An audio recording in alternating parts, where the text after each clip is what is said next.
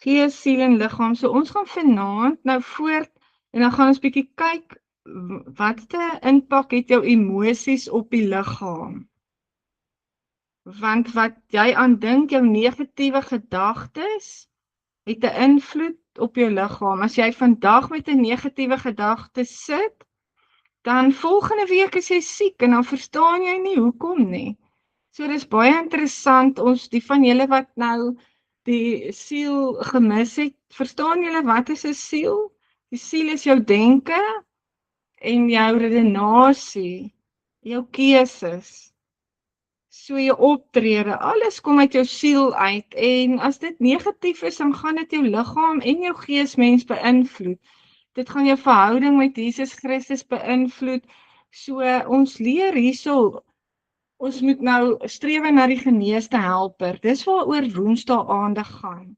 So die liggaam in 'n innerlike genesing gaan ons hanteer. So die liggaam is nie net 'n fisiese entiteit nie. Dit is die voertuig waardeur ons emosies, gedagtes en geestelike ervarings uitgedruk word.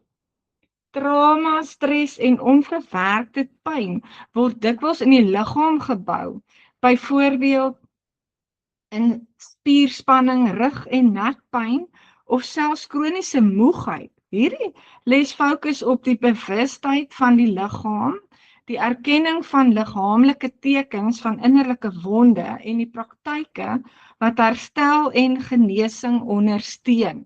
Die deelnemer sal leer dat die genesing van die liggaam 'n direkte invloed het op die emosionele en geestelike welstand.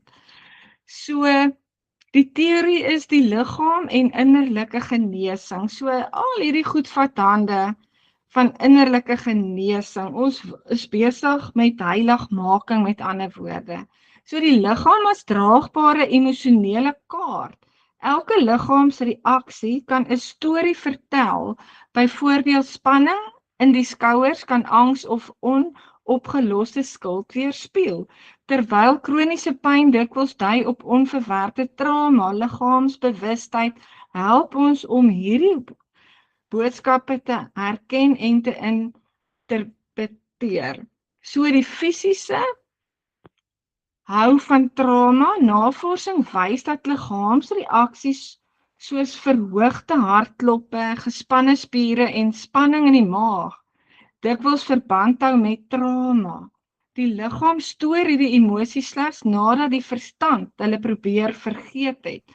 So as daar nou iets gebeur het, jy het konflik met iemand, dan jy vergewe en jy gaan aan, maar die skoot wat jy gaan slaap, gaan lê dit diep in jou sielsdimensie. En dis daar waar daai emosies die siektes en die pyne veroorsaak en dit manifesteer. So verband tussen liggaam en emosies en gees. Emosies het 'n direkte invloed op die liggaam en in jou gesondheid. So dit is so belangrik dat ons dit besef. Want dit is nie altyd lekker nie, maar die professor sê nou 97% van ons siektes kom uit ons siel uit. Kan ons dit glo? Dit klink verskriklik. So net 3% is eintlik wat jy inasem en die res is alles jou eie gedagtes en emosies, jou onverwerkte trauma, onvergewingsgesindheid, al daai goedjies het 'n impak. So kom ons gaan gou aan hierso, laat ek sien waar was ons. So dis baie interessant, ons gaan nog lekker saamgesels ook vanaand hoe die goed ons beïnvloed. So fisiese hou van trauma. Navorsing wys dat liggaamreaksies soos verhoogde hartkloppe, spanningsspiere en spanning in die maag dikwels verband hou met trauma. Die liggaam stoor hierdie emosies selfs nadat die verstand hulle probeer vergeet het. So die verband tussen liggaam, emosies en gees. Dit is nou met ander woorde, die asemhalingsoefeninge kan angs verminder en 'n gevoel van kalmte en geestelike balans bevorder. So werk die liggaam saam met die verstand. So selfsorg deur die liggaam. Die liggaam benodig gereelde aandag en sorg om genesing moontlik te maak. So ek wil net weer daai punt 3 deurgaan, die verband tussen jou liggaam, emosies en gees. Daai 3 emosies het 'n direkte invloed op die liggaamlike gesondheid en liggaamlike praktyke beïnvloed ons emosionele en geestelike toestand. Byvoorbeeld, asemhalingsoefeninge kan angs verminder, soos ons nou al oor die weke geleer het om lekker diep asem in en uit en 'n gevoel van kalmte en geestelike balans te bevorder. So daai asemhaling help nogal baie. Dit sluit weer eens daai oefening, voeding, voldoende rus en ontspanning in. Selfsorg is nie net fisies nie, maar 'n geestelike daad van respek en liefde vir jouself. Want vanaand se les gaan oor jou liggaam. Ons gaan nou na skrifte kyk wat vir ons ook leer dat jy moet jou liggaam respekteer. Praktiese liggaamsoefeninge, liggaamlike oefeninge soos strek, dans of selfs stap in die natuur help om spanning te laat los. Sirkulasie te verbeter en emosionele energie vry te stel. Deelnemers kan hierdie praktyke gereeld integreer om die liggaam en die gees in harmonie te bring. So dit is belangrik. So 'n praktiese oefening is, kom ons kyk by afdeling 1, daai liggaamlike bewustheid. Die primêre doel van hierdie afdeling is om deelnemers te help om die boodskappe van hul liggaam te herken en te verstaan. So jy moet al teen die tyd jou liggaam verstaan. Deelnemers leer dat elke sensasie, spanning of pyn 'n boodskap in die innerlike self kan wees. Liggaambewustheid skep 'n direkte verbinding tussen liggaam en gees. Deelnemers sal verstaan dat ongemak of spanning dikwels verband hou met onverwerkte emosies, daai onverwerkte trauma. Hierdie doel sluit in om te leer stil te word en op die liggaam te fokus sonder oordeel. Deelnemers kan onderskei tussen normale liggaamsfunksies en tekens van spanning of trauma.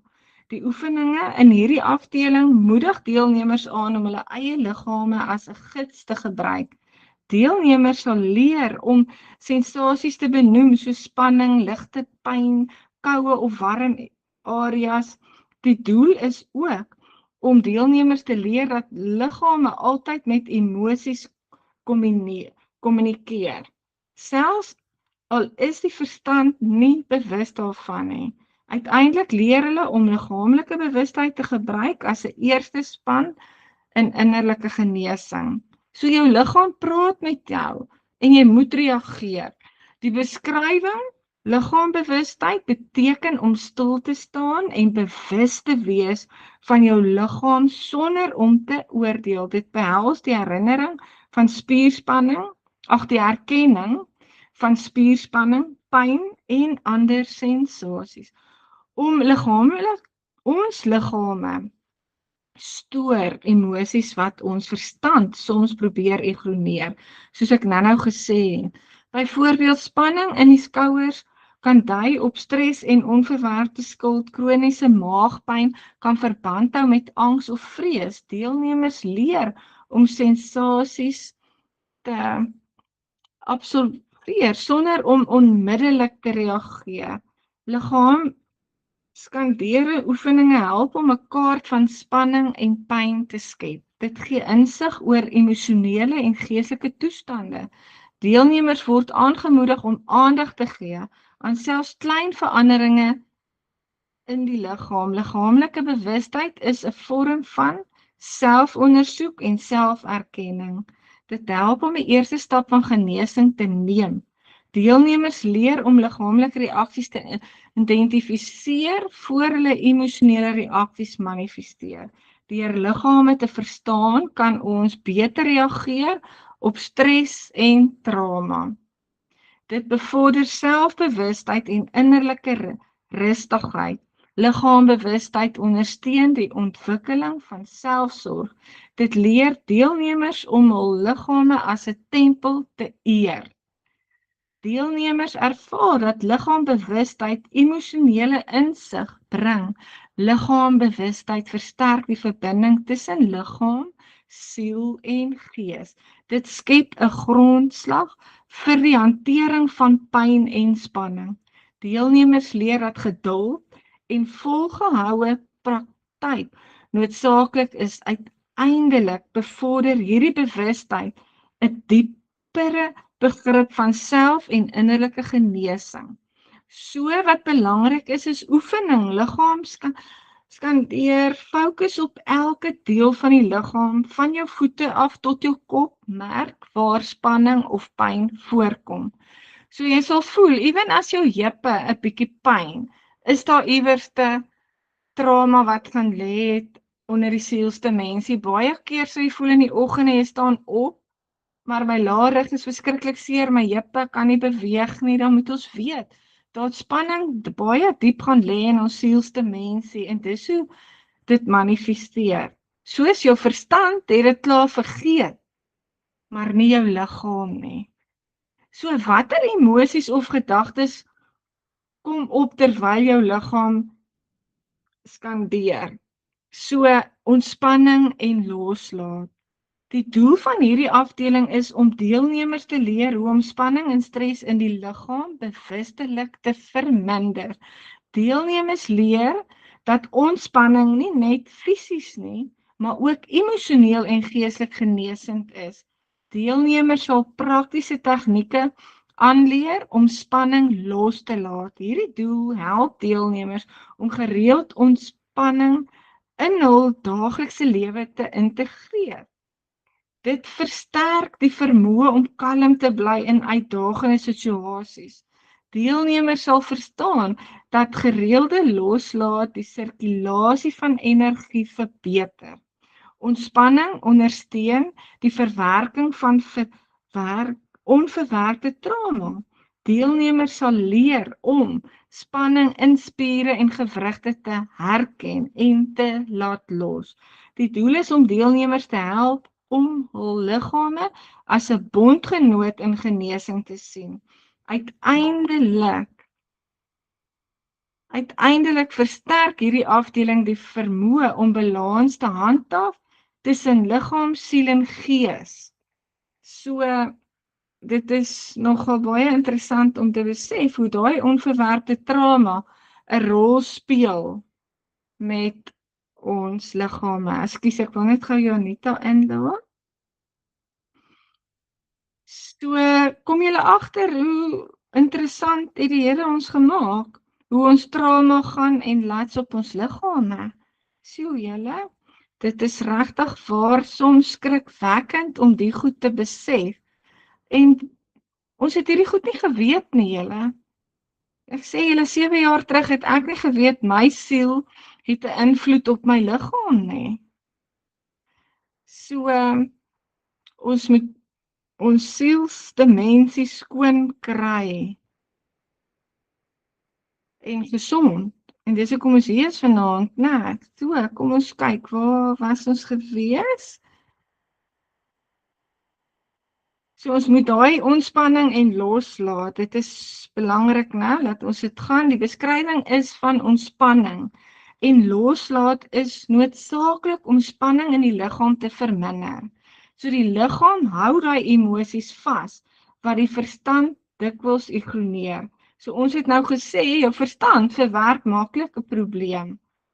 Vandag het iemand dalk op jou geskree, jou afgekraak. Jou verstand verwerk dit, jy vergewe, maar dit gaan lê by die onderbewuste en jy gaan slaap en môre staan jy op en jy het laarrugpyne, heupe seer, jy kan skaars beweeg, dan moet jy weet, daar was nou iets wat gaan lê. So, daai progressiewe spierontspanning help om spanning sistematies los te laat. Asemhalingsoefeninge soos die 4-7-8 metode kalmeer die senuweestelsel. Deelnemers ervaar dat bewuste asemhaling angs en stres verminder. Het julle dit al gaan inoefen? Want ons het nou al oor 'n paar weke hierdie oefening losgelaat en ek is seker dit doen iets aan ons. Ons sal bietjie later saamgesels daaroor. Liggaambewustheid word versterk deur ontspanning. Ontspanning verbeter die slaapkwaliteit en algemene energievlakke. Dit verminder die fisiese effekte van langdurende spanning. Loslaat skep ruimte vir nuwe energie en emosionele balans. Deelnemers leer dat klein daaglikse praktyke groot impak het. Bybelmeditasie en stillende praktyke ondersteun loslaat. Liggaam en die gees werk saam tydens ontspanning. Ontspanning bevorder 'n gevoel van veiligheid in die liggaam. En dis waar jy gaan ontspan en jou energie opbou. Dis waar jy jou energie gaan kry. Deelnemers ervaar 'n diep verbintenis met hul innerlike self. Liggaambewustheid en ontspanning verminder die intensiteit van pyn. Deelnemers kan spanning identifiseer voordat dit kronies word. Loslaat is 'n aktiewe proses wat aandag en fokus vereis. So deelnemers leer om los te laat sonder om hulself te veroordeel. Deelnemers ervaar die ontspanning, 'n poort tot genesing en innerlike vrede. So, ons moet daai vrede kry en ons moet dit inasem. Daai oefening van asemhaling is so belangrik, julle. Pastoor Yves het dit altyd so mooi verduidelik van, haal lekker diep asem, haal Jesus in, daai vrede moet jy inasem. So die refleksie is, hoe voel jou liggaam na hierdie oefening? Is daar 'n verskil in jou emosionele toestand?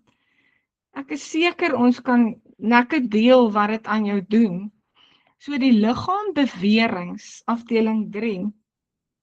Die doel, hierdie afdeling het ten doel van deelnemers te wys hoe bewegings genesing kan ondersteun. Deelnemers sal leer dat self eenvoudige bewegings emosionele pyn kan vrylaat.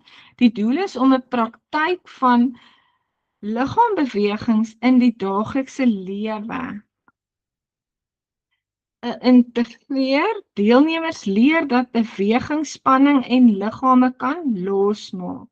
Bewegings help om energievlakke en sirkulasie te verbeter.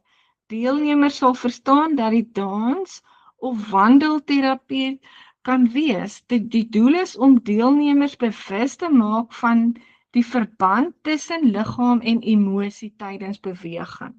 Deelnemers sal leer om bewus te wees van sensasies wat tydens bewegings opkom. Bewegings word 'n instrument van innerlike genesing en balans. Uiteindelik help hierdie afdeling om deelnemers se liggame, siel en gees te verenig deur fisiese aktiwiteit. So as ons depressie het en ons slaap net heel dag, jy gaan met 'n baie seer lyf opstaan. So die liggaambeweging is 'n kragtige manier om spanning te verminder.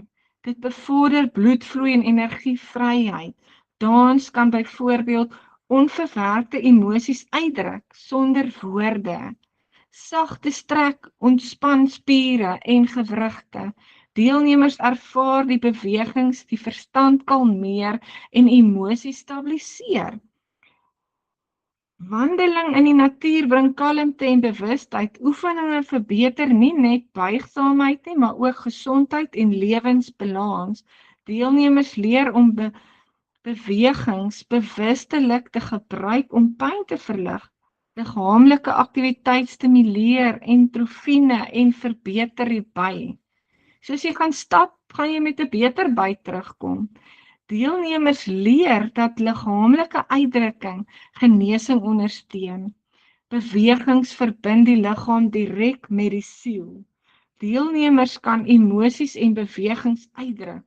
Bewegings help om diep geslote spanning los te maak. Dit ondersteun 'n gevoel van selfbeheersing. Deelnemers ervaar dat liggaam en gees saamwerk tydens beweging. Liggaambewustheid tydens bewegings verhoog die selfkennis. Deelnemers leer om te luister na wat die liggaam nodig het. Bewegings help om stres en angs in die liggaam te verlig. Deelnemers besef dat gereelde bewegings 'n vorm van selfliefde en genesing is. So daai oefeninge, sagte strek, dans of wandel, fokus op hoe bewegings jou emosies beïnvloed. Gaan toets dit bietjie. Watter liggaamlike reaksies of verandering merk jy tydens of na die oefeninge op? So jy gaan sien, dit gaan jou goed laat voel. Die selfsorg en die liggaamsrespek. So dis eintlik maar die liggaam wat ons vanaand hanteer om te kyk hoe gesond jy jouself kan hou. Ons gaan wel nou by die Frits versies uitkom. So die doel is om deelnemers te help verstaan dat selfsorg 'n belangrike deel van genesing is. Deelnemers sal leer dat die liggaam 'n heilige tempel is wat respek en sorg verdien. Selfsorg sluit gesonde voeding, rus en ontspanning in. Deelnemers sal praktyke aanleer om hul liggaam liefdevol te behandel. Die doel is om bewusteheid en persoonlike gesondheid en welstand te verhoog. Deelnemers sal leer om grense te stel, om hul liggaam te beskerm, selfsorg ondersteun, emosionele stabiliteit en geestelike balans. Deelnemers leer dat selfsorg nie selfsug is nie, maar noodsaaklik vir genesing. Die doel is om 'n volhoubare selfsorgpraktyk te vestig.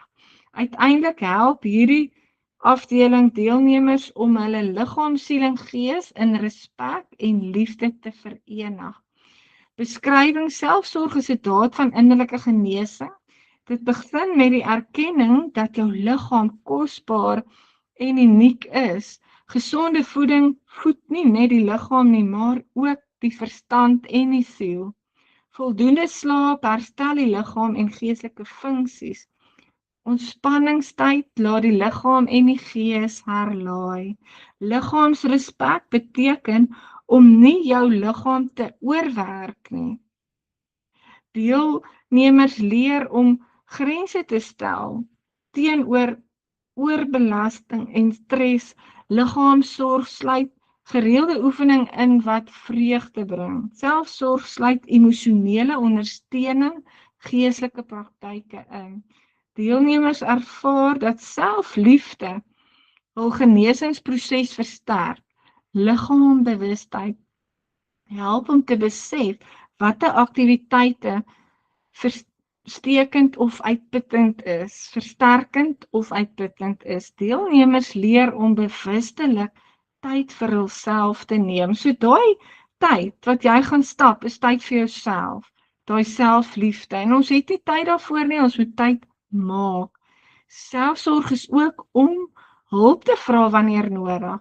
Deelnemers verstaan die liggaam tyd het nodig om te herstel. Liggaamrespek help om selfkritiek te verminder. Deelnemers ervaar groter innerlike vrede en balans. Selfsorg versterk die verbinding tussen liggaam, siel en gees. Deelnemers besef dat selfsorg die grondslag is van volgehoue genesing. Liggaamrespek en selfsorg skep 'n kultuur van liefde, waardering en die eise self. Jy moet immers jou naaste lief hê soos jouself. So, dis belangrik. Praktyke wenke: gesonde dieet, volgedoende slaap, sorg dat jy jou 8 ure slaap inkry. Daaglikse lig of vars ligtyd, gereelde ontspanning. Hoe kan jy jou liggaam daagliks eer en koester as 'n tempel van God? Hoe dink julle? Dan die laaste afdeling vir vanaand is die liggaam, emosies en gees in harmonie. Dan gaan ons lekker delf in die skrif. So, die doel van hierdie afdeling is om deelnemers te wys hoe liggaam, emosies en gees saamwerk.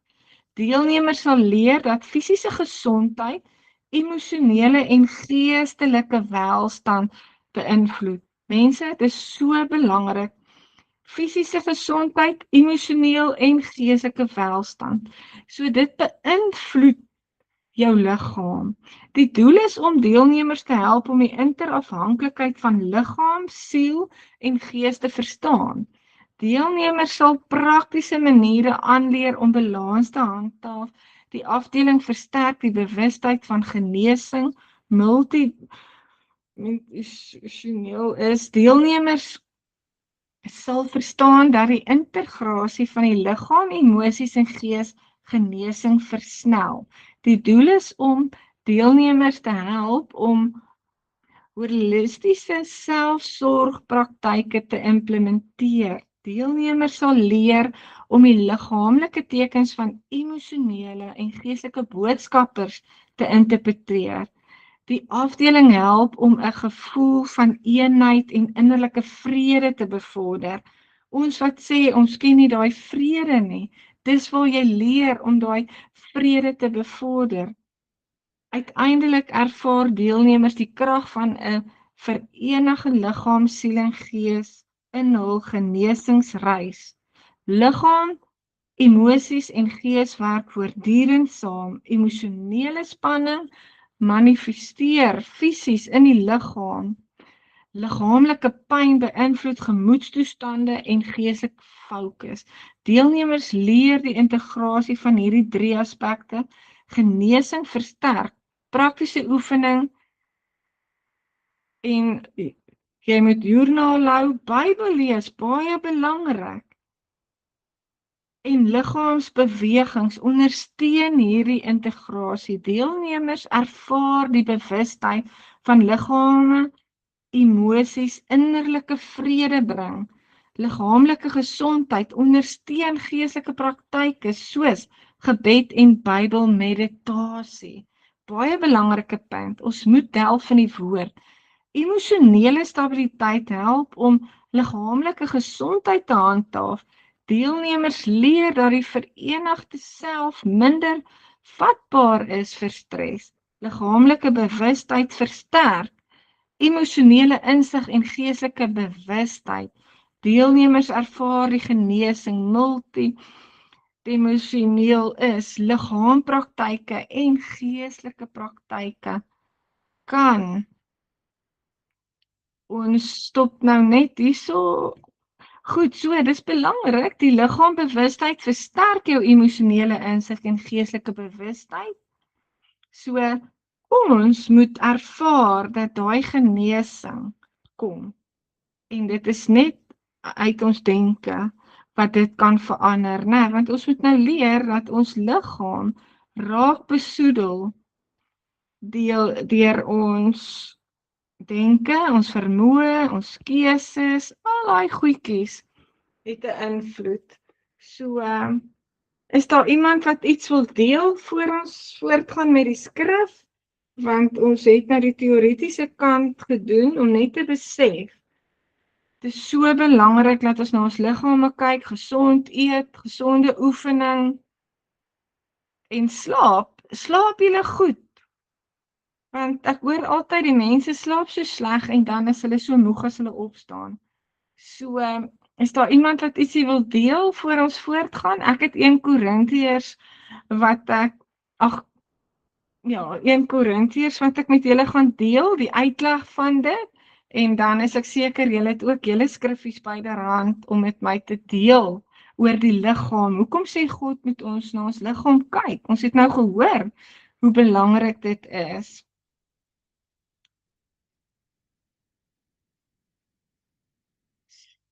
Goed, so ek gaan my 1 Korintiërs met julle deel en die uitleg daarvan. So dis die hele 1 Korintiërs mooi opgesom met die uitlegging.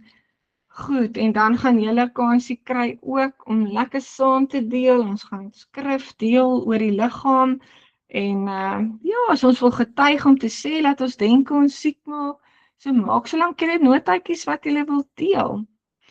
So kom ons kyk na die volledige uitleg van 1 Korintiërs. Die skrywer is die apostel Paulus aan die gemeente in die Kronieke. Die doel was om die gemeente te leer hoe om heilig, eengesind en Christus geïnteresseerd te leef. So die doel was om die gemeente te leer hoe om heilig en eengesind en Christus gesentreerd te leef. Die eerste hoofstuk is Christus is die fundament. Paulus dank God vir die gemeente en herinner hulle dat hulle deur Christus gered is. Hy spreek die verdeeldheid aan en sê hulle moet nie mense volg nie, maar Jesus Christus alleen moet hulle volg. Die kruis is die krag van wysheid van God. So dit moet die fundament wees van ons lewens hier op aarde ook. Christus moet die fundament wees. Die les is plaas Jesus altyd eerste. Die tweede hoofstuk is die wysheid van die Heilige Gees. Paulus verduidelik dat God se wysheid deur die Heilige Gees geopenbaar word. Die natuurlike mens verstaan nie die dinge van God nie. Ons het die Heilige Gees nodig om God se woord te verstaan. So God is die tempel ook. Die gemeente was geestelik onvolwasse. Paulus leer dat Jesus die enigste fundament is. Elke gelowige bou daarop met sy lewe. Ons liggame en die gemeente is die tempel van die Heilige Gees. En dis baie belangrik. Dit sê ons liggame is die gemeente, is die tempel van die Heilige Gees. So wat beteken dit vir jou? Jou liggaampie wat jy dalk so verwaarloos jy Jesus saam met jou. Verstaan julle, dit is so belangrik ons moet ons liggame kyk. Dit wat ons inneem, al die ongesonde kos, dit beïnvloed die Heilige Gees ook, nie net vir jou nie. So dit is 'n baie belangrike punt hierdie van jou liggaam is 'n tempel van die Heilige Gees. Hy drink en rook en jol al die negatiewe goed saam. Of hy doen al die goeie heilige goedjies saam. 1 Korintiërs 3 vers 16 fokus op die getroue diens. Paulus sê, bedienaars moet getrou wees aan God. Hy waarsku teen hoogmoed en selfverheffing. Dien God nederig. Die 5de vers gaan oor heiligheid. 'n Geval van ernstige sonde is in die gemeente geduld. Paulus sê, sonde moet aangespreek word, en kyk hoe gaan dit in vandag se dae. God roep sy kinders tot heiligheid. Die 6de punt hoofstuk is, die liggaam is God se tempel. Paulus waarsku teen seksuele sondes en herinner gelowiges dat hulle liggame aan God behoort. So ons liggaam behoort aan God, ons moet dit respekteer. 1 Korintiërs 6, 19 tot 20 gaan oor die huwelik en ongetroud wees. Paulus gee riglyne oor die huwelik, egskeiding en toegewyde diens aan God. Dan liefde bo kennis. Kennis alleen maak trots, maar liefde bou mense op. Trots breek hulle weer af, want ons kritiseer en ons oordeel. So ons het Saterdag juist die lesie hanteer van trots en hoogmoed. Daai wortels moet ons uithaal en dit vervang met liefde en nederigheid. Paulus se voorbeeld is hy gee sy regte prys om meer mense vir Christus te wen.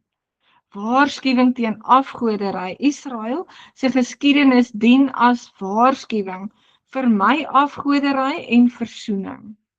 1 Korintiërs 10 vers 13 gaan oor die orde in aanbidding. Paulus gee riglyne vir aanbidding en verduidelik die betekenis van die nagmaal. Ons moet dit verstaan. Geestelike gawes, die Heilige Gees gee verskillende gawes, maar almal werk saam in een gees. Die hoofstuk van die liefde. Liefde is groter as enige geestelike gawe. Dan die profesie en tale, alles in die gemeente moet ordelik geskied en ander opbou. Vers 15 gaan oor die opstanding. Paulus bewys dat Jesus uit die dood opgestaan het en dat gelowiges ook sal opstaan. Korintiërs 15 vers 58 sê laaste opdragte. Paulus moedig vrygewiglik liefde, waaksaamheid en standvastigheid aan. 1 Korintiërs 16, 13 tot 14, waak, staan vas in die geloof, wees Manmoedig, wees sterk, laat alles wat julle doen in liefde geskied.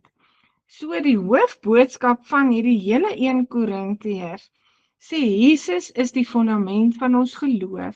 Leef heilig en eer God met jou liggaam.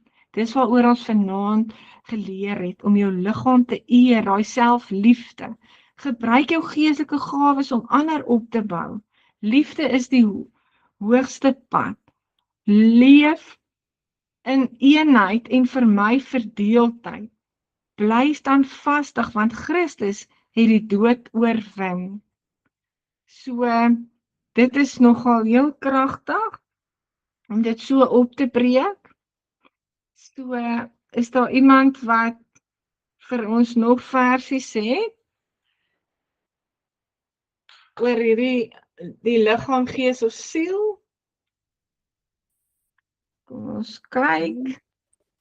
Yes, ek het Baie dankie. 'n goue deel, want ek het Spreuke 4 vers 23. Ek weet nie of jy hom genoem het nie, kan nie onthou nie.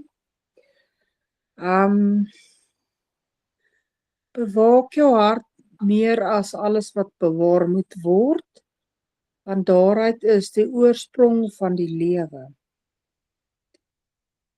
Sjoe, wat 'n So- kragtige skrif.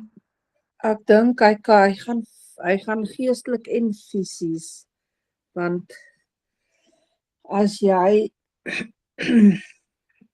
soos jy nou nie genoeg oefening doen nie, of jy gebruik dwelms, of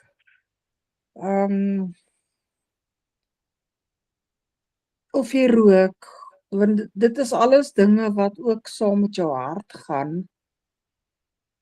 Dit beskadig jou hart, en as jy rook, dan kry jy nie suurstof na jou hart toe nie, en daar's baie dinge, dit is fisies, so jy kan jou eie dood veroorsaak, en geestelik is as jy die hele tyd woede en haat ronddra, en jy negativiteit, dan en onvergifnis, kan jy kan ook jou eie dood veroorsaak, want jy gaan dan veroorsaak dat jy hartaanval kry, ongesond raak. Ja, dit is maar al wat ek wil Baie sê. kragtig. Baie mooi uiteengesit. Dit beïnvloed jou hart. Veronica, ek het ook ietsie, kan ek ietsie ook met julle deel? Baie dankie, jy is welkom. Ek het ook dieselfde, ek het 1 Korintiërs 6 vers 19. Wat beteken dit dat my liggaam 'n tempel van God is, of besef julle nie dat julle liggaam 'n tempel van die Heilige Gees is nie? 1 Korintiërs 6 vers 19. Ek gaan gou-gou 'n stukkie lees deur Anel Potgieter wat sy geskryf het. Die wêreld waarin ons leef laat ons verstaan dat ons liggame aan onsself behoort en dat ons daarmee kan doen wat ons wil. My body, my choice. Die woord van God leer ons egter dat dit geensins waar is nie. Die vrees, my liggaam is 'n tempel, kom uit 1 Korintiërs 6 vers 19 waar Paulus skryf, of besef julle nie dat julle liggaam 'n tempel van die Heilige Gees is nie. Dit is egter nie die hele vers nie, en dit is die tweede deel van hierdie vers wat vir die gelowige kind van God van besondere betekenis is. Julle het die Heilige Gees wat in julle woon, van God ontvang, en julle behoort nie aan julleself nie. Verder skryf Paulus ook dat ons duur gekoop is met die bloed van Jesus Christus, en dat ons dus aan God behoort. Hieruit vloei dan 'n duidelike opdrag wat ons in 1 Korintiërs 6 vers 20 lees. So, wat beteken dit dat jou liggaam nie Wat beteken dit dat jou liggaam nie jou eie is nie? Paulus vermaan die gemeente in Korinte oor verskillende optredes wat nie by 'n Christen tuis hoort nie. Wat Paulus in hoofstuk 6 aanspreek is seksuele losbandigheid. Dit beteken egter nie dat ons dit wat Paulus hier skryf nie, ook op 'n ander fasette van ons lewens spesifiek met betrekking tot ons liggame kan toepas nie. Paulus maak dit duidelik dat ons liggame nie ons eie is om dit te doen daarmee wat ons wil nie, veral nie om dit aan sonde oor te gee nie. Ons liggame moet eerder instrumente tot eer van God wees. Juist daarom die vergelyking van ons liggame met die tempel van ouds. Die tempel van die Ou Testament. Vir die Israeliete in die Ou Testament was die tempel die plek waar hulle God ontmoet en aanbid het. Na die sondeval kon die mens nie meer vrylik in die teenwoordigheid van God kom nie. God het eers die tabernakel gegee as 'n tydelike plek van ontmoeting met hom. Uiteindelik is die tempel in Jerusalem gebou, 'n heilige plek waar God en sy volk kon ontmoet, amper soos dit was voor die sondeval. Deur Jesus is die tempel vervang. Nadat Jesus aan die kruis gesterf het en al ons sondes weggeneem het, hoef ons egter nie meer na 'n tempel te gaan om God te ontmoet nie. Ons kan weer soos voor die sondeval met God gemeenskap hê. Trouwens, deur sy gees woon hy nou in ons en dit maak ons liggaam 'n tempel van hom. Met hierdie verstaan is dan duidelik dat dit geensins vir ons geoorloof is om ons liggame aan allerhande sondige praktyke soos dwelmmisbruik, rook, drankmisbruik en dronkenskap of seksuele losbandigheid oor te gee nie. Ons moet juis ons liggame heilig hou en God daarmee verheerlik. Hoe lewe jy as jou liggaam 'n tempel van God is? As ek dan verstaan dat my liggaam 'n tempel van die Heilige Gees is, behoort dit my te motiveer om gesonde keuses te maak en die sonde te vermy. Vlug van versoekings. As 'n tempel van die Heilige Gees behoort my mikpunt nie net te wees om nie die tempel te ontreinig met sonde nie, maar eerder om so ver as moontlik van enige sonde weg te bly. Vir sommige van ons is dit moontlik om 'n drankie saam met vriende te geniet sonder om dronk te word, vir baie nie. Die meeste van ons gaan sukkel om versoekings in terme van seksuele verleiding te weerstaan as ons onder die invloed van alkohol is. Lank voordat enige iemand jou as dronk sal klassifiseer, het alkohol reeds jou weerstand teen versoekings afgebreek. Versorg jou tempel. Sien jou liggaam as 'n kosbare geskenk van God en maak daarom gesonde keuses. Daniël en sy 3 vriende het in die paleis die kos van koning Nebukadneser geweier en eerder gesonde kos geëet. Daniël 1. Ons weet nie presies waarom Daniël en sy vriende hierdie keuse gemaak het nie, maar ons weet dat hulle baie goed gedoen het. Met al die kennis wat ons vandag tot ons beskikking het, weet ons dat rook skadelik is vir ons liggame en so ook oormatige alkoholgebruik. Ons weet dat ons gesond moet eet en genoeg moet slaap en oefen.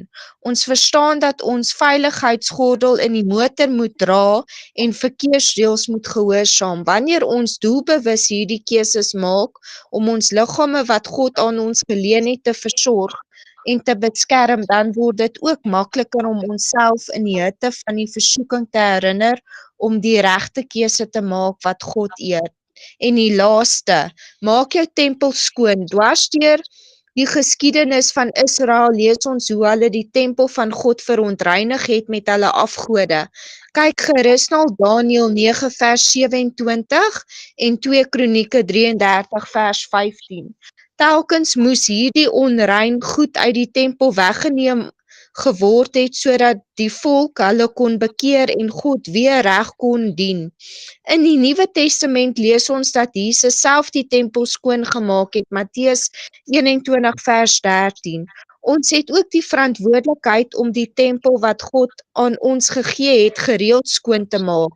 As my liggaam 'n tempel van die Heilige Gees is daar nie plek vir vuil gedagtes, tabak, dwelms, oormaat alkohol of pornografie nie. Wanneer ons tempel skoon maak, bring dit ons ook weer nader aan Christus en word dit soveel makliker om die regte keuses te maak. Dis maar 'n bietjie al wat ek wou gedeel het, Veronica en die mense op die groepie. Jo, baie dankie, baie kragtig, waardeer. Is daar nog enige iemand anders wat